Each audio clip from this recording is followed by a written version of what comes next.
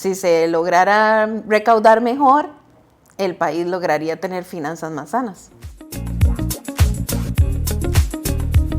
Hola a todos, les saluda Luis Cardose y bienvenidos a un episodio más de Dinero, Podcast y Negocios. En esta ocasión me acompaña Tatiana Gutiérrez, periodista de la sección de finanzas. ¿Cómo estás, Tati? Muy bien está, Luis, y muchas gracias a todos los seguidores del Financiero que nos siguen en esta transmisión. Claro, Tati viene a hablarnos sobre uno de los temas del momento, ¿verdad? Que es básicamente la salud fiscal de Costa Rica. Después de la pandemia, el país tuvo un periodo tal vez de crecimiento, de mejora fiscal, donde el país fue como recopilando superávits primarios, donde incluso los ingresos fueron aumentando en algunos años. Incluso un banco de inversión en un intento por describir a la economía costarricense, le puso la economía jaguar, ¿verdad? En referencia a o en paralelismo con el crecimiento que tuvieron algunos países asiáticos, ¿verdad? Que le llamaban también los tigres, ¿verdad? Asiáticos. Y bueno, el gobierno tomó, ¿verdad?, ese eslogan de economía jaguar y básicamente lo hizo en campaña del oficialismo, ¿verdad? Es decir, Costa Rica tiene una economía fuerte, una salud fiscal mejorada, y ese fue gran parte del discurso durante campaña. Y de repente entra ya el nuevo gobierno, también de la misma línea del oficialismo anterior, y no lleva ni 2 meses y ya está hablando de la posibilidad de una nueva reforma fiscal, ¿verdad? Entonces, Tati, ¿cómo es que pasamos de tener una economía jaguar a volver a hablar sobre la necesidad de tener una reforma fiscal? Uh-huh. Bueno, un tema muy importante es que en el 2018 se aprobó la reforma fiscal, que como usted dice, tuvo efectos en el déficit del gobierno. Y esto benefició durante varios años después de pandemia, porque recordemos que ese impacto no se sintió en pandemia, sino hasta después de la pandemia, donde sí se da una recuperación en los ingresos. El problema que surge ahora es que los ingresos vienen decayendo. Y entonces, ¿por qué? Porque afectó la recaudación, sobre todo del impuesto al valor agregado, principalmente según dicen los economistas, ¿verdad?, que hemos entrevistado, Rodrigo Cubero, Fernando Rodríguez, por un incremento también en el tipo de cambio, ¿verdad?, que ese es un elemento súper importante, por la rebaja en el tipo de cambio, que ya a lo que llevamos del año casi es de 40 colones. Entonces esto hace que las empresas obviamente tengan menos ingresos, paguen menos impuestos, y recordemos que el crecimiento económico se está dando principalmente en las empresas de zonas francas y está un debilitamiento del régimen definitivo, que son en realidad las que pagan los impuestos. Uh-huh. Aunado a eso, ¿verdad?, se da una baja en otros impuestos, como el impuesto de la renta, el impuesto a las utilidades, y por supuesto, por esta baja en el tipo de cambio también se da una rebaja en las importaciones. Un tema muy importante es que el campanazo, digamos, de que estamos en problemas fiscales lo da el Fondo Monetario Internacional en la última visita que hizo, donde analizó todas las cifras fiscales como parte del proceso normal, digamos, del financiamiento que ha dado al país, y evidencia este problema, evidencia un problema muy fuerte en la deuda, en la deuda del gobierno, y bueno, hace llamadas de atención de que si no se hace nada, la deuda del gobierno podría llegar a 61,7% en el 2027. Entonces, la baja en los ingresos se da prácticamente, si comparamos el 2022 con el 2026, se da más o menos de un 15,98% a 14,45%. Y esa baja en los ingresos es la que preocupa muchísimo, digamos, al gobierno actual. Claro. Ahí, bueno, mencionas el tipo de cambio como un protagonista. Es curioso porque es un protagonista que están en las 2 partes del cuento, ¿verdad? Porque también está en la parte donde el país empezó a mejorar sus cifras fiscales. En buena medida se debió a que tenemos un porcentaje importante de deuda en dólares, Y al caer el tipo de cambio, ¿verdad? El valor de esa deuda en colones, que es como se manejan las cifras fiscales costarricenses, pues disminuyó, ¿verdad? Entonces eso hizo que pareciera que nuestra deuda era menor de lo que realmente era en dólares, ¿verdad? Entonces, ahí nos ayudó, digamos, entre comillas, a obtener esos buenos números que el gobierno pues promocionó, ¿verdad? Durante Alardeaba buena parte. incluso. Sí, alardeó completamente. Pero ahora ese tipo de cambio también nos está afectando, ¿verdad? Y vos lo explicás, es muy simple, ¿no? Hay un porcentaje bastante importante de la economía costarricense, turismo y exportaciones, que están completamente dolarizadas, sus ingresos vienen en dólares, ¿verdad? Entonces, esas empresas tienen ingresos en dólares, pero tienen obligaciones en colones y además tienen obligaciones tributarias en colones, ¿verdad? Aunque ellos no lo conviertan directamente a colones en sus ¿cómo se llama? En sus números contables, tienen que estar, ¿verdad? En esa moneda y por ende a la hora de reportar, por ejemplo, renta, pues el número es más bajo, porque la renta en colones es más baja, ¿verdad? Y luego explicar lo mismo con las importaciones. Si la importación igual es en dólares y a mí me cuesta menos dólares, pues los impuestos que voy a pagar por traer eso van a ser menores también, ¿verdad?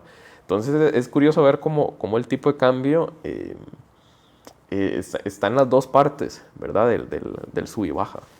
Claro que sí, pero bueno, el problema también, además de este tema del tipo de cambio, también hay otro problema, ¿verdad? Que es que el Fondo Monetario Internacional hace el llamado de que existe una necesidad de que se aumente el ingreso a través de cosas que se dejaron pendientes con la reforma fiscal. Vale la pena recordar que con la reforma fiscal, que los mismos economistas han dicho que fue buena para este país, que si no la economía del país estaría peor de lo que está ahora, renovó o cambió, ¿verdad? El impuesto de ventas por un impuesto de valor agregado, también cambió el impuesto de renta en muchos de los ámbitos, pero dejó beneficios importantes para algunos sectores que actualmente no están pagando impuestos. Uh-huh. Tal vez puedes hacernos como una especie de resumen de cuáles son como algunas de las principales recomendaciones, ¿verdad? que presenta el FMI para solucionar este problema de ingresos en el que se metió el país. Uh-huh. Muy importante, bueno, el tema de exoneraciones. Ya el ministro de Hacienda, Rodrigo Chávez, ha dicho que el tema de exoneraciones para las zonas francas no es un tema que va a incluir en su nuevo plan fiscal, el cual, bueno, esperamos que lo presente para ver qué es lo que él tiene visión de que quiere cambiar. Y el FMI también es reacio, digamos, a tocar un poco el tema de zonas francas. Sí, recordemos que también zonas francas representan no solo, ¿verdad?, más dinero para el país, sino también empleo y exportaciones, ¿verdad? Uh-huh.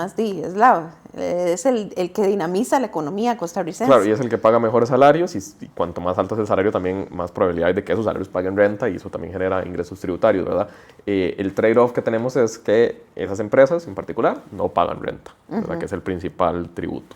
Ajá, exactamente. Entonces, bueno, el tema de zonas francas queda excluido, según dijo Rodrigo Chávez en la última conferencia de prensa del tema del plan fiscal, pero sí dijo que trataría de frenar o de implementar algunos, ¿verdad?, cambios importantes en otros sectores. Habría que ver cuáles serían estos.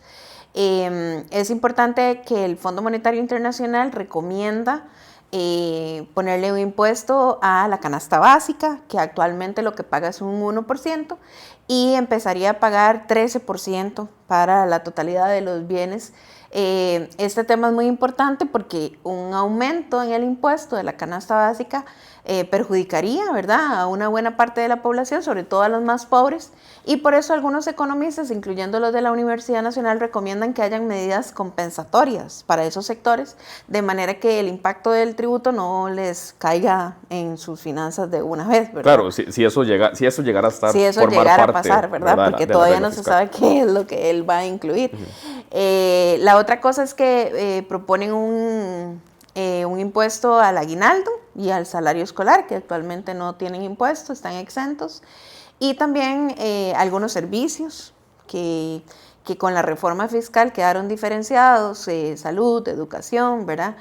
Esas recomendaciones hace el Fondo Monetario, pero como les digo, al final, en este momento, la decisión recae sobre el ministro de Hacienda, Claro, Rodrigo Chávez. y es una situación compleja porque parte de las promesas de campaña fue la economía va bien, no necesitamos nuevos impuestos, ¿verdad? Entonces, parte de lo que el expresidente, actual ministro de Hacienda, ha mencionado es que, o ha dado a entender que probablemente la reforma vaya más en aras de tratar de mejorar, ¿verdad? La recolección de impuestos más que agregar nuevos impuestos. Igual, la recomendación del FMI, y que parece ser el camino más sencillo, es justamente gravar más bienes y servicios, ¿verdad? Los dos principales ya los mencionaste, son zonas francas, que probablemente no se va a tocar, y canasta básica, que tiene un costo social altísimo. Sí, ¿verdad? y que representa casi un 60% de la exoneración total del país, ¿verdad?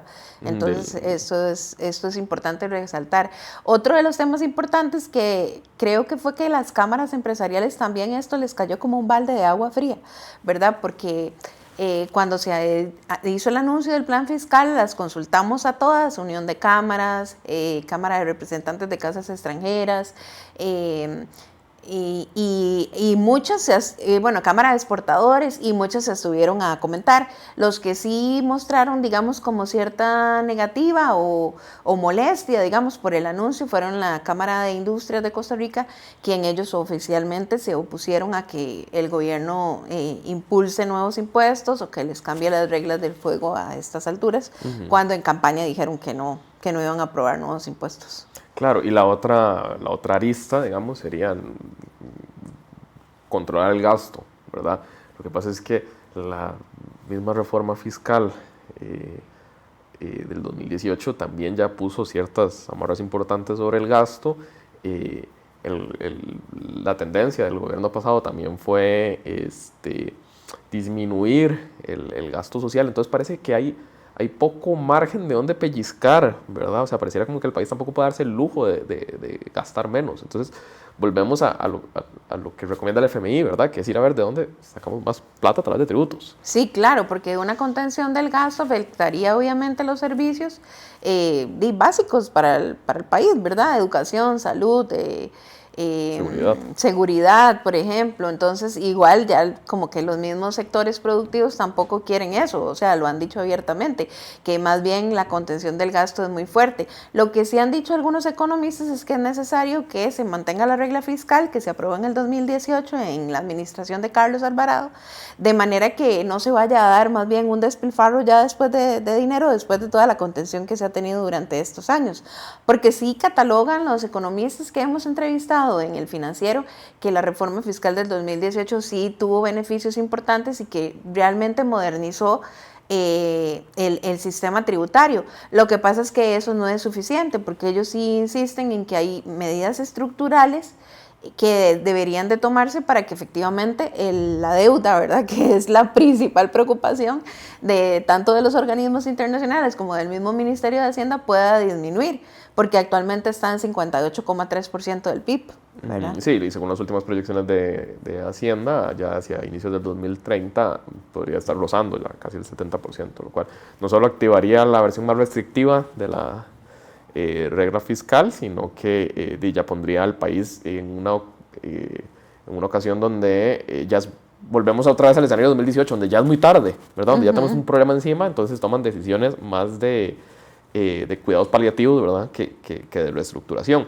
Uno de los temas que creo que se mencionaba también como de los elementos que hay que tomar en cuenta, cambios estructurales, es ver cómo se fomenta la actividad económica del régimen definitivo, ¿verdad?, que es justamente el que está fuera de zonas francas, que es la mayoría del país, y que es el que sí paga renta, ¿verdad? Cómo mejorar las condiciones para que este sector pueda ser más competitivo, por ende vender más, por ende facturar más y por ende que la Hacienda pueda recoger más tributos de ellos, ¿verdad?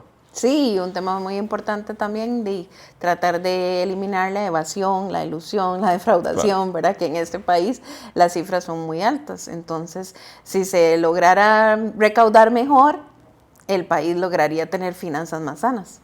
Claro, y con un menor costo social y político, ¿verdad?